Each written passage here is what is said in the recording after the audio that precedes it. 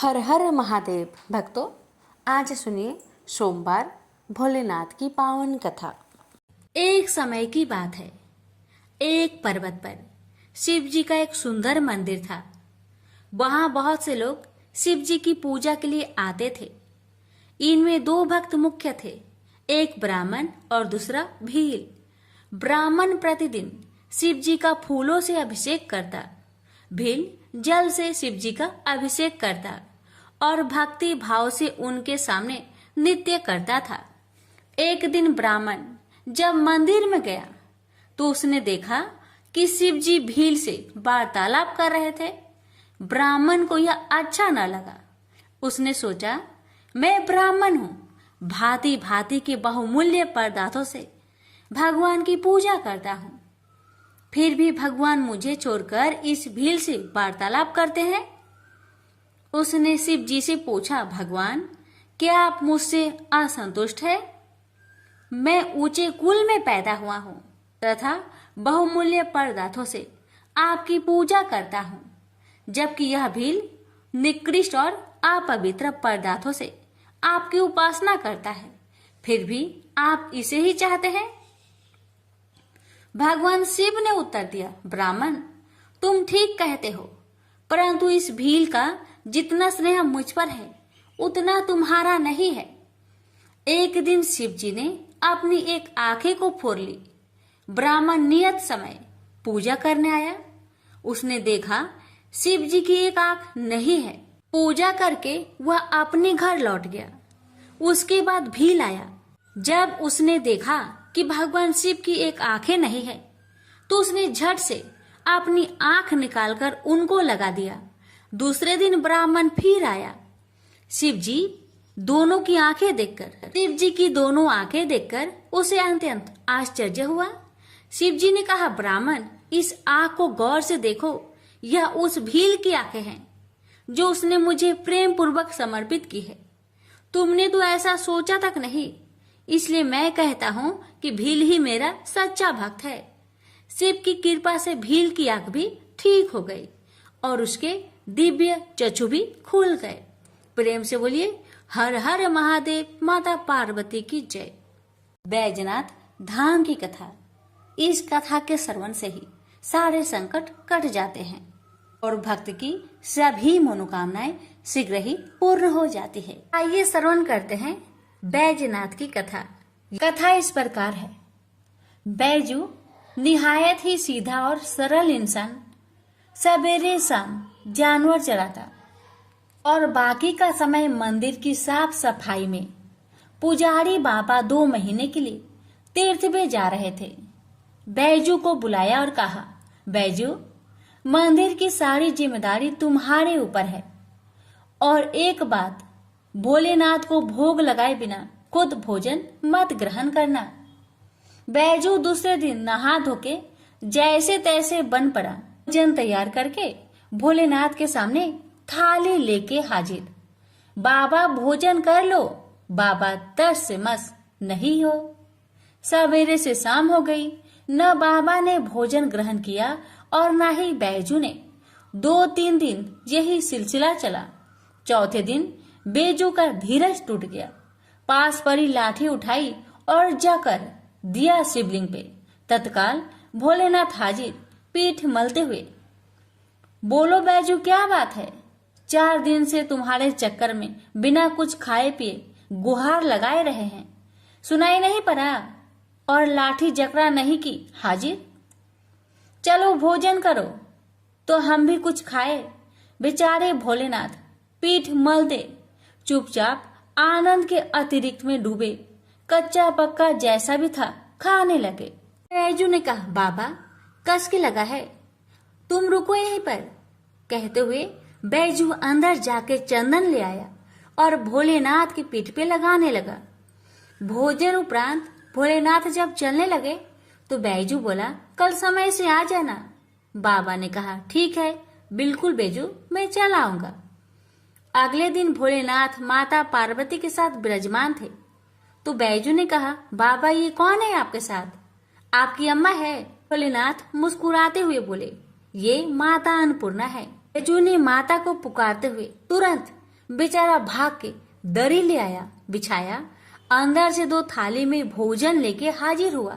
नाथ ने पूछा, बैजू तुम्हारे लिए भोजन बचा है ना? जो क्या बताता? बोला, हाँ बाबा, आप चिंता ना करो, बहुत भोजन है। आनंद में डूबे आश्रुपूरित नेत्र से भोजन खत्म किया। तीसरे दिन फिर माता पार्वती के साथ विराजमान, वो भी समय से पहले। बैजू हकबकाया, बाबा आज इतनी जल्दी कैसे आ गए? माता पार्वती मुस्कुराई और बोली, बैजू आज खाना मैं बनाऊंगी। लाख मना करने के बावजूद बैजू की एक न चली। माता पार्वती ने भोजन तैयार किया और 3 थाली में सजा के ले आई। भोजन शुरू। बैजू ने जिंदगी में ऐसा स्वादिष्ट भोजन किया न था। वहीं भाव व प्रेम के भूखे भोलेनाथ ने पार्वती मैया से कहा, शिवा, हाँ स्वामी, आज भोजन में आनंद नहीं आ रहा है। क्यों? माता की आंखों से आंसू निकल रहे थे।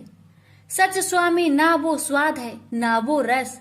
धन्य है माता अन्नपूर्णा, जिनके नाम मात्र से भोजन में मिठास बढ़ जाए। उनको खुद का बनाया भोजन बेस्वाद लग रहा था। 2 महीनों का भोग सामग्री और कहाँ 3 आदमी का भोजन। बेचारे बैजू को अपने जानवर तक बेच देने पड़े। किन्हीं कारणवश पुजारी बाबा बजाय 2 महीनों के 1 महीने के अंदर ही तीर्थ से वापस लौट आए। पुजारी बाबा ने बैजू को बुलवाया और कहा, बैजू भोलेनाथ को समय से भोग लगाता था ना? बैजू ने बोला, हाँ पुजारी बाबा, पर बाबा आप तो कह रहे थे कि भोलेनाथ अकेले आएंगे, पर भोलेनाथ तो माता अन्नपूर्णा के साथ आते हैं और दोनों जन पेट भर भर के भोजन करते हैं, इसलिए मुझे अब तो अपना जानवर तक बेचना पड़ा।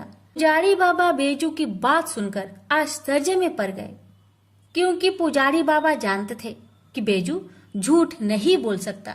पुजारी बाबा ने बोला, बैजू क्या सच में भोलेनाथ माता पार्वती के साथ आते थे? तो तुम आज एक काम करना, आज तुम फिर भोग लगाओ, मैं भी देखता हूँ कि कौन कौन आते हैं आज में। बैजू बेचारा समय से भोजन लेके हाजिर, बुलाना शुरू। काहे को भोलेनाथ आएंगे? बुलाते बुलाते थक गया, पर भोलेनाथ को न आना था, वो न आए। बैजू कहने लगा, बाबा बाबा आप आइए चाहे न आइए, मैं लाठी नहीं उठाऊंगा। बस शिवलिंग पकड़ के रोए जा रहा था। बाबा आए और बोले, आंखें खोलो बैजू। सामने ही माता पार्वती और भोलेनाथ विराजमान थे। लिपट गया चरणों में। माँ बाबा, जो आज तुम न आते तो मैं जान दे देता अपनी। भोलेनाथ ने बैजू को हृदय से लगाया और बोले, बैजू बेमोल बिक गया तेरे हाथ में। सुन, आज से मुझसे पहले लोग तेरा नाम लेंगे, फिर मेरा, आगे बैजू फिर पीछे नाथ, बैजनाथ। प्रेम से बोलिए, बैजनाथ भगवान की जय। हर हर महादेव, माता पार्वती की जय। मनुष्य की कर्म फल का भंडार अक्षय है। उसे भोगने के लिए जीव 84 लाख योनियों में शरीर धारण करता आ रहा है। समस्त जीव को अपने द्वारा किए गए शुभ अथवा अशुभ कर्मों का फल निश्चित रूप से भोगना ही पड़ता है। आज जो इंद्र है वह अपने पहले के जन्मों में कभी कीड़ा हो सकता है, तथा पहले का कीट आज अपने सत्कर्मों से इंद्र बन सकता है। कर्म की गति जानने में देवता भी समर्थ नहीं है, मानव की बात तो क्या है। इसलिए कहा गया है, कर्मों की गति बड़ी गहन और न्यारी होती है। कर्म फल के विलक्षण प्रभाव को दिखलाता राजा बलि का जीवन। आइए श्रवण करते हैं इस कथा में। पौराणिक मान्यता के अनुसार राजा बलि पूर्व जन्म में जुआरी था। एक दिन उसे जुए में कहीं से कुछ पैसे मिले। उन पैसों से उसने अपनी प्रियतमा वैश्या के लिए कुछ सुंदर माला, इत्र व चंदन खरीदा और कामातुर होकर उसने मिलने के लिए जल्दी जल्दी चला जा रहा था। तभी एक पत्थर से ठोकर खाकर वह मूर्छित हो गया। कुछ देर में जब होश आया तो उसने अनुभव किया कि मेरी मृत्यु अब निकट है। पूर्व जन्म के किसी पुण्य से उसके मन में सतबुद्धि उत्पन्न हुई और वैराग्य जगा। जुआरी ने कभी किसी महात्मा से सुना था कि कोई भी वस्तु शिव अर्पण कर देने से बहुत पुण्य होता है। उसने सोचा, माला इत्र चंदन तो प्रियतमा तक पहुंच नहीं सकता, शिव अर्पण कर देने से कुछ अच्छा होगा तो हो जाएगा, अन्यथा मर तो रहा ही हूं और माला इत्र चंदन भी जमीन पर गिरकर बेकार जा रहे हैं। यही सोचकर जुआरी ने माला इत्र व चंदन भगवान शिव को अर्पण कर दिया। जुआरी की मृत्यु होने पर यमराज के दूत उसे पकड़ कर ले गए। यमराज ने चित्रगुप्त से कहा, इसका बही खाता देखो। चित्रगुप्त ने कहा, यह तो जन्म जन्मांतर का पाप ही है।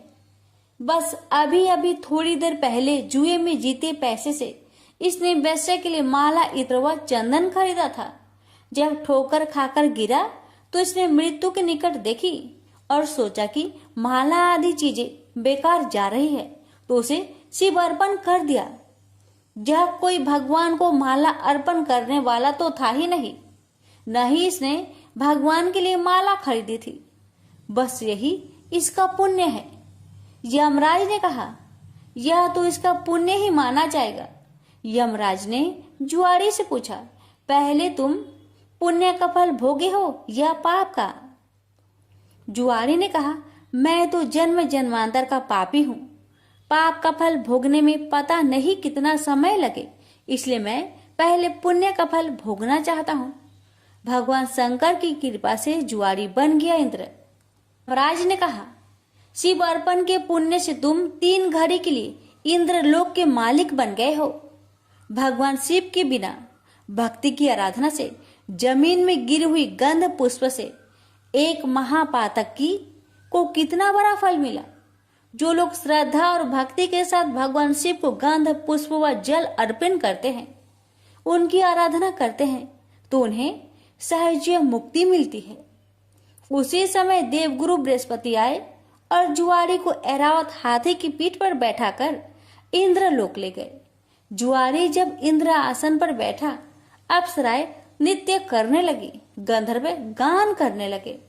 उन गंधर्वों में नारद जी भी थे। यह देखकर उन्हें हंसी आ गई। जुआरी ने कहा, इंद्र के दरबार में वे आदमी, बताओ क्यों हंसते हो? नारद जी ने कहा, जुआरी, तू जीवन प्रयत्न जुआ खेलता रहा। तूने यही सोचा कि शिव अर्पण करने से कुछ होता होगा तो हो जाएगा, न होगा तो मर तो ही रहा हूँ, और माला इत्र आदि भी बेकार ही जा रहे हैं। आज इसका परिणाम यह हुआ कि तुम 3 घड़ी के लिए ही सही इंद्रलोक के स्वामी बन गए, इसलिए मुझे हंसी आ रही है। नारद जी की बात सुनकर जुआरी के ज्ञान चक्षु खुल गए। ज्ञान की चिंगारी जब पाप के ईंधन पर गिरती है तो पाप जलते हैं।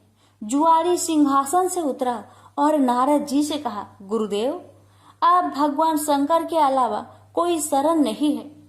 हम सारे इंद्र आसन पर ही तुलसी रख देते हैं। शिव के समान देव नहीं, शिव के समान गति नहीं, शिव के समान दाता नहीं है, शिव के समान योद्धा नहीं है। इतना कहकर जुआरी ने स्वर्ग की निधियों का ऋषियों को दान करना शुरू कर दिया।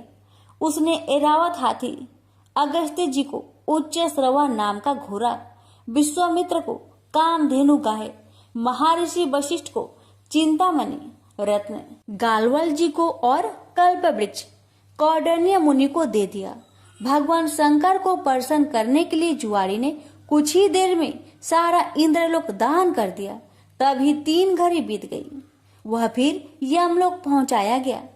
जब इंद्र वापस आए तो अमरावती ऐश्वर्य शून्य थी। इंद्र स्वर्ग के सारे ऐश्वर्य, ऐरावत हाथी, कामधेनु, परिजात पुष्प आदि को न देखकर क्रोधित हो गए और पूछने लगे, ये सब कहाँ चले गए? तब देवगुरु बृहस्पति बोले, सब कुछ जुआरी ने दान दे डाला। बड़ी भारी सत्ता मिलने पर जो परमार्थ में न पड़कर सत्कर्म में लगे रहते हैं, वे ही धन्य हैं। वे ही भगवान शंकर के प्रिय भक्त है। इंद्र स्वर्ग की निधियों को वापस लाने में अपने कार्य को सिद्ध करने के लिए देवगुरु बृहस्पति को लेकर यमराज के पास समयनी पूरी पहुंचे और जुआरी की शिकायत करने लगे। यमराज ने जुआरी से अपना पक्ष रखने को कहा। जुआरी ने कहा, हमको जो करना था हमने कर लिया, अब आपको जो करना हो वह आप कर लो। यमराज ने इंद्र से कहा, आप बूढ़े हो गए हैं, किंतु अभी तक आपके राज्य से संबंधित आसक्ति दूर नहीं हुई है। जुआरी का पुण्य आपके 100 यज्ञों से ही कहीं महान है। जाइए ऋषियों के चरणों में पड़कर या धन देकर अपने रत्न लौटा लीजिए। यमराज ने जुआरी से कहा, दान का पुण्य भूलोक में ही होता है, स्वर्ग में दान नहीं करना चाहिए, इसलिए तुझे नरक की यातना भोगनी ही होगी। तब चित्रगुप्त ने यमराज से कहा, इसने भगवान शिव के नाम पर ऐसे उत्तम ऋषियों को इतनी बहुमूल्य वस्तुएं दी है, तब इसे नरक की यातना क्यों भोगनी पड़ेगी? शिव के नाम पर स्वर्गलोक, मृत्युलोक या कहीं पर भी कुछ दिया जाए तो उसका अच्छा फल मिलता है। इसके जितने भी पाप थे वे सब भगवान शिव के प्रसाद से भस्म होकर पुण्य में परिणित हो गए हैं। यमराज सोचने लगे, अब ये जुआरी नरक नहीं जाएगा, अब तो यह इंद्र ही होगा, क्योंकि इस बार तो इसने विधिवत पूरा इंद्र लोक ही दान कर दिया है। उसी पुण्य के प्रभाव से वही जुआरी अगले जन्म में महान भक्त प्रहलाद का पुत्र राजा बलि हुआ। यहाँ पर भी वह पूर्व जन्म के शिव पूजन के पुण्य से इतना त्यागी हुआ कि गुरु शुक्राचार्य के मना करने पर भी उसने भगवान वामन को अपना सर्वस्व समर्पित कर दिया। वामन भगवान राजा बाली से बोले, हम तुम्हें क्या दे? बाली ने कहा, भगवान हमारी जिधर भी दृष्टि जाए उधर हम आपका ही दर्शन करें। राजा बलि की बैठक के 52 दरवाजे हैं। भगवान ने सोचा, न जाने किस दरवाजे पर बाली की दृष्टि चली जाए। यही सोचकर 52 दरवाजे पर शंख चक्र गदा पद्म धारण किए हुए ब्रह्मांड के स्वामी पहरेदार के रूप में विराजमान हो गए। कोई भी याचक राजा बलि के द्वार पर कुछ मांगने जाता है तो उनके द्वार पर विराजमान भगवान विष्णु स्वयं उन्हें मुंह मांगी वस्तुएं देते हैं। इसलिए प्रहलाद जी ने भगवान की स्तुति करते हुए कहा, इंद्र कुबेर आदि देवताओं के द्वारपाल तो आप कभी नहीं बने, परंतु आप हम असुरों के द्वारपाल बन रहे हैं।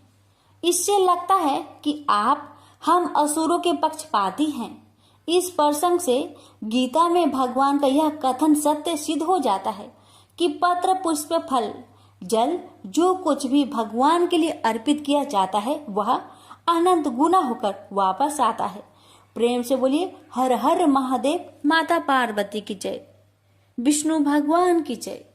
बहुत समय पहले की बात है, किसी गांव के बाहर एक बरगद का पेड़ था जिसके पास ही गणेश जी का एक छोटा सा मंदिर था। गांव में और मंदिर नहीं थे, इसलिए सब लोग इसी मंदिर में आकर पूजा किया करते थे।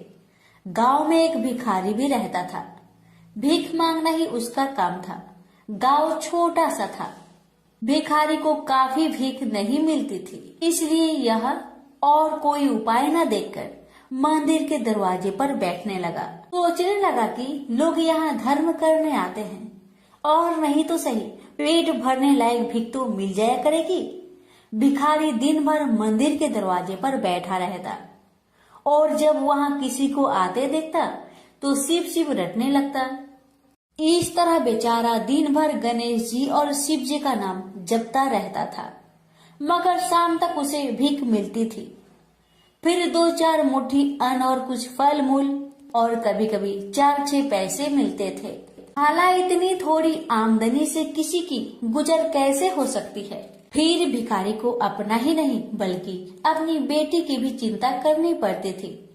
उसकी बेटी का नाम था कमला और वह बड़ी चतुर और बड़ी समझदार थी, मगर चतुराई और समझदारी से तो पेट की आग नहीं बुझती, उसे तो भोजन चाहिए। इसलिए कमला कभी कभी अपने बाप को भोजन पाने के लिए तंग करने लगती थी। उस वक्त भिखारी के दिल पर बड़ी चोट लगती, उसकी आंखें भर आती थी, वह चिंता के समुद्र में डूब उतरने लगता था। गर्मी के दिन थे, दोपहर का समय था ऊपर आसमान और नीचे धरती धक धक जल रही थी। चारों तरफ सन्नाटा छा रहा था। ऐसे ही समय में महादेव पार्वती लोगों का सुख दुख देखने इस संसार में आए। चलते चलते वे उसी गांव में पहुंचे और गणेश जी के मंदिर के सामने से निकले। भिखारी उन्हें आते देख ओम नमः शिवाय की रटना रटने लगा। भिखारी की यह हालत देख पार्वती जी को बड़ी दया आई। उन्होंने महादेव जी से कहा, भगवान इस भिखारी की तरफ भी तो देखिए, बेचारा कितना दुखी है। देखिए तो कितने प्रेम से आपका नाम जप रहा है और आप भगवान कितने कठोर है। आपको क्या इस भिखारी पर दया नहीं आई?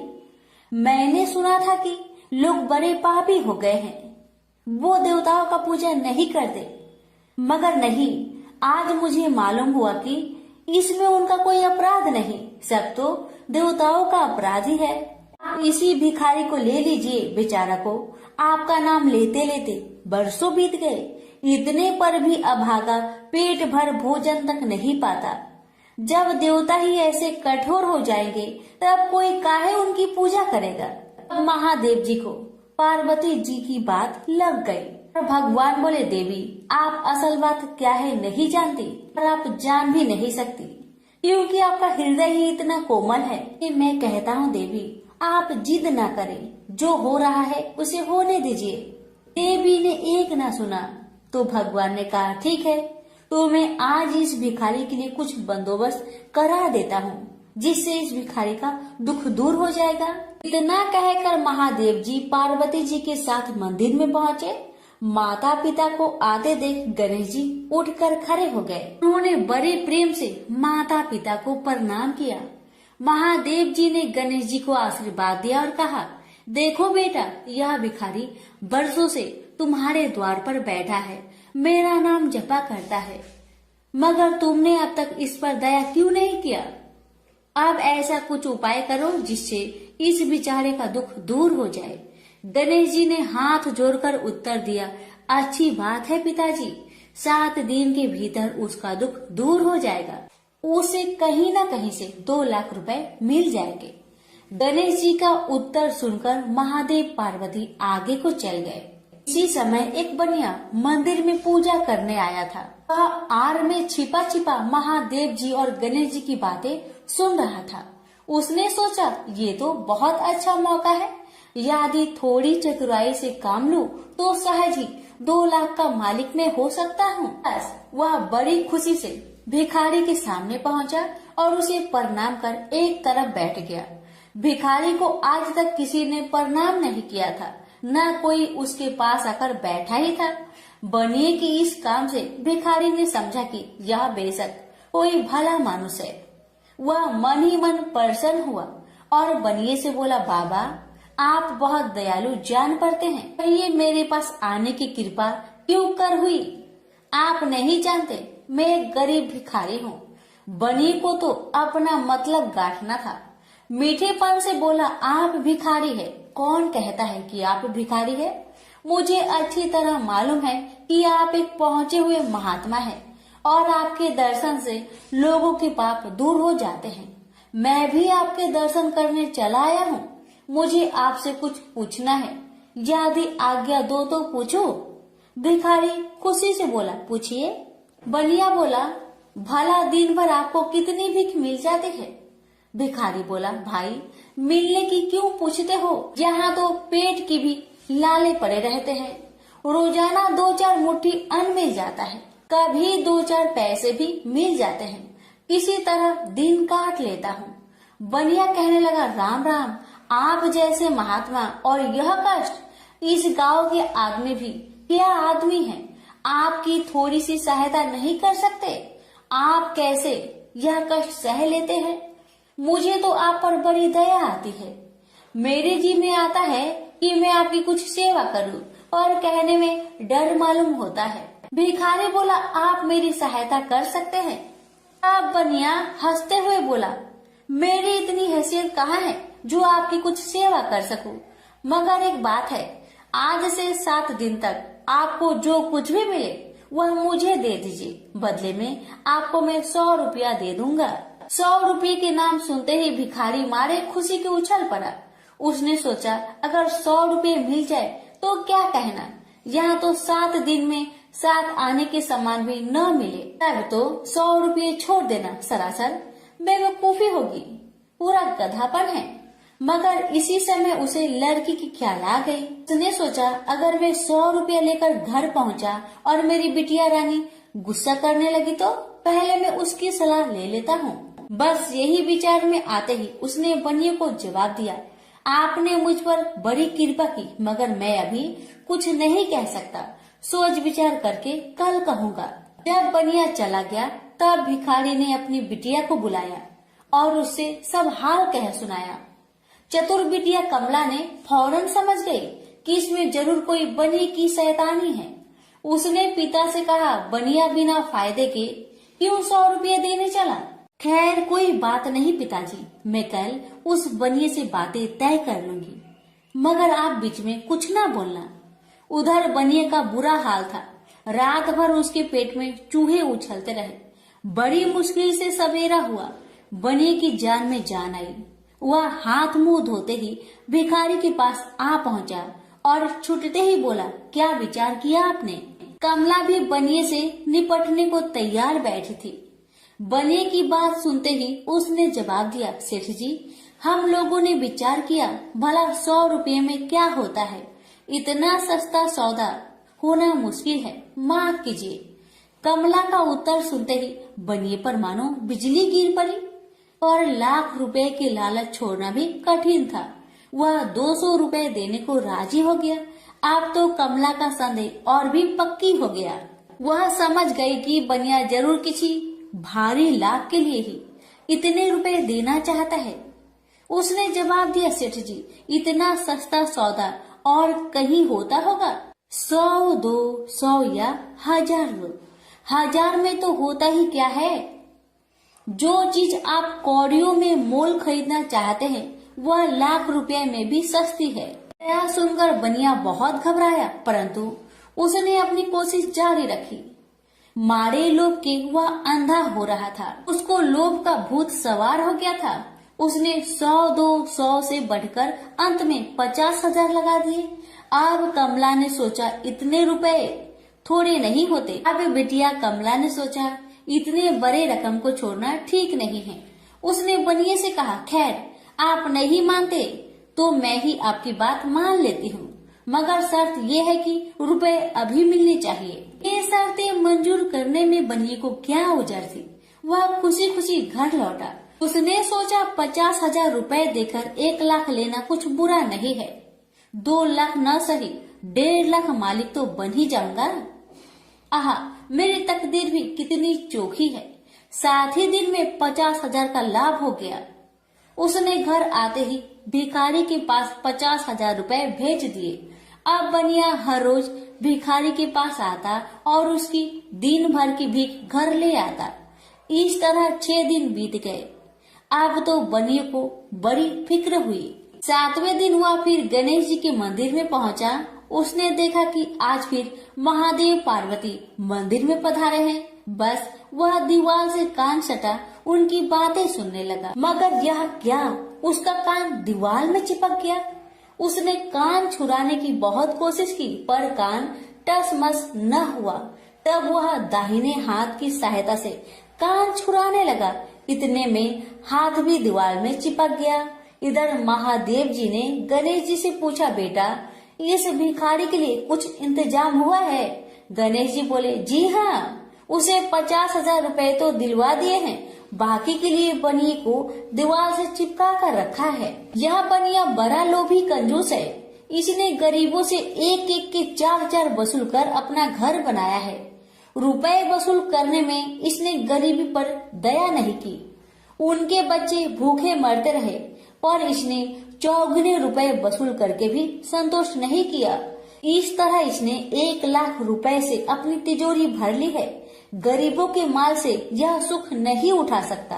अब जब तक यह भिखारी को बाकी 50,000 रुपए न देगा तब तक दीवार से चिपका रहेगा। गणेश जी की बातें सुनकर बनिए ने अपना माथा को पीट लिया। इसकी आंखें में आंसू बरसने लगे। जब उसने घर से 50,000 रुपए मंगवाया और भिखारी को दे दिए, तब कहीं दीवार से उसका पीछा छूटा। इसे बोलिए गणेश भगवान की जय, उमापति शंकर भगवान की जय। एक समय शिवजी महाराज पार्वती के साथ हरिद्वार में घूम रहे थे।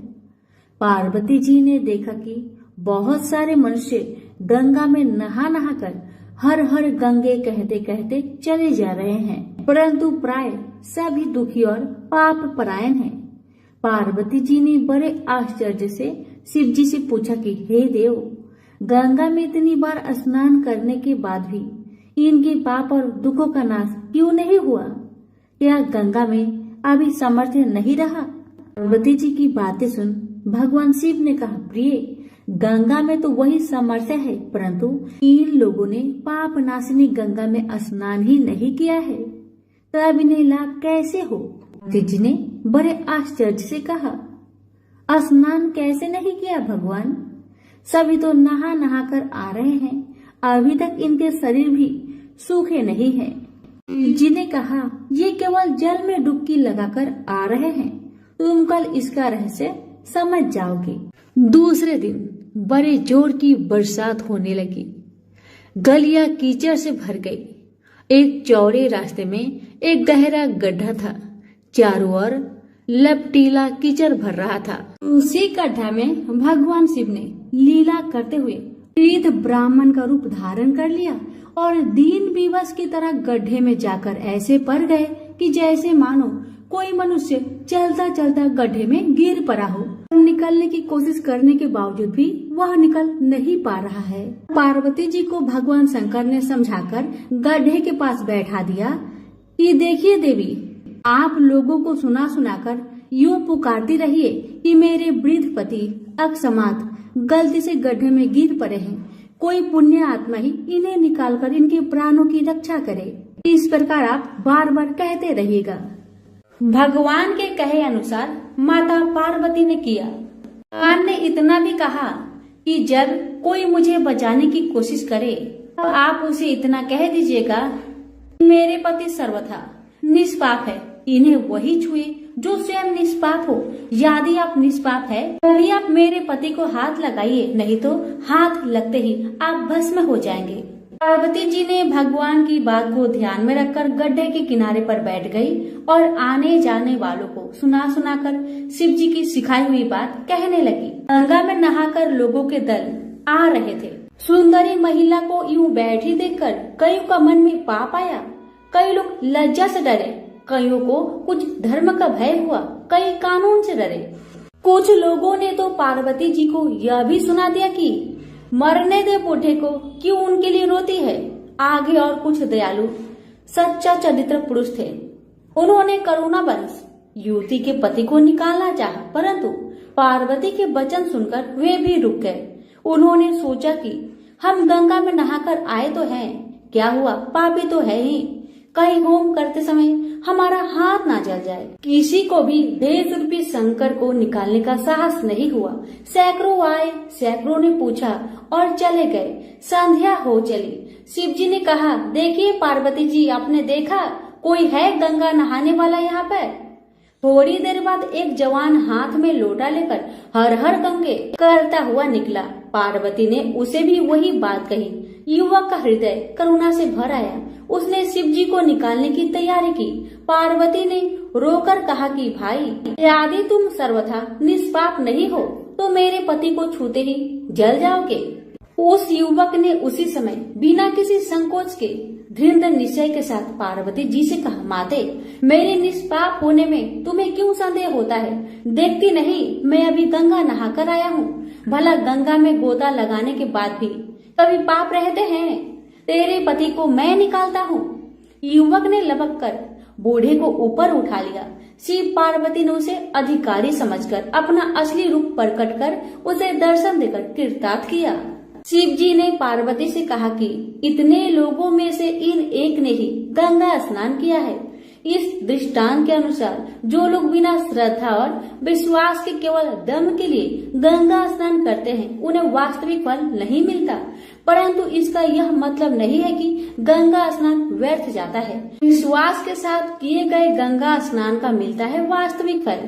प्रेम से बोलिए उमापति शंकर भगवान की जय, गंगा माता की जय।